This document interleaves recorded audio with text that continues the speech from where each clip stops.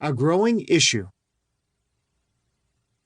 For some time, we have been concerned about the increasing problem of workplace anxiety and the need to provide managers realistic and useful guidance.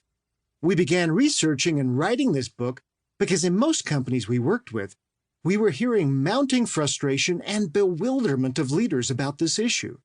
Research told us that they had a good reason to be concerned long before the pandemic. In a 2018 survey, 34% of workers of all ages reported feeling anxiety at least once in the previous month, and 18% had a diagnosed anxiety disorder. And yet very little about the problem was being talked about in their companies, despite a significant economic impact. Harvard Medical School research claimed on-the-job anxiety imperils workers' careers and company productivity. Anxiety is leading to increased employee errors, growing burnout, workplace rage, more sick days, and poor employee health. Concerned? Well, us too. Worry, stress, and resulting anxiety at work can cause employees to lose focus and withdraw, working at a reduced capacity and rebuffing attempts by fellow team members or managers to help. As a quick education, people sometimes use the terms worry, stress, and anxiety interchangeably. Now, while they may travel together, they are different. Worry is a mental process, including repetitive, nagging thoughts, usually focused on a specific target, like losing a job or wondering if you'll get sick. Stress is a biological reaction when changes occur, to which the body responds physically, mentally, or emotionally. Anxiety involves the body and mind, and can be serious enough to qualify as a mental disorder. Anxiety can combine stress, fear, and worry in ways that interfere with life.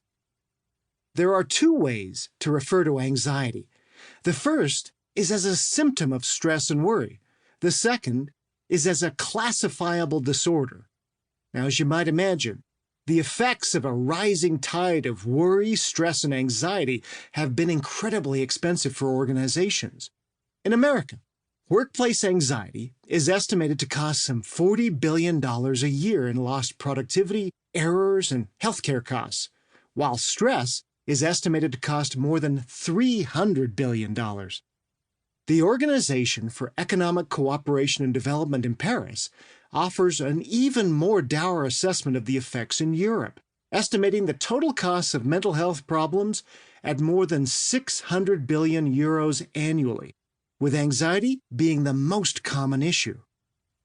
Though the problem is becoming more serious with older employees, it's been particularly acute with millennials and Gen Z. According to a 2019 study published in the Harvard Business Review, more than half of millennials and 75% of Gen Z reported they had quit a job for mental health reasons. In our consulting work, we found that one of the greatest concerns among managers today is how to motivate younger workers. One leadership workshop Adrian conducted with a group of executives had especially driven home the problem. In the Q&A session, every one of their questions was about their younger workers, specifically about how they were having a hard time handling the pressures of their deadline-oriented business. One leader summed up the general concern for all. How do we get our young employees to cope better? I mean, we can't stop delivering. A big part of the problem is employee anxiety, which can present as an overestimation of workplace threats, from personal issues such as will I fit in to organizational issues that may affect the stability of the company, and an underestimation of one's ability to cope.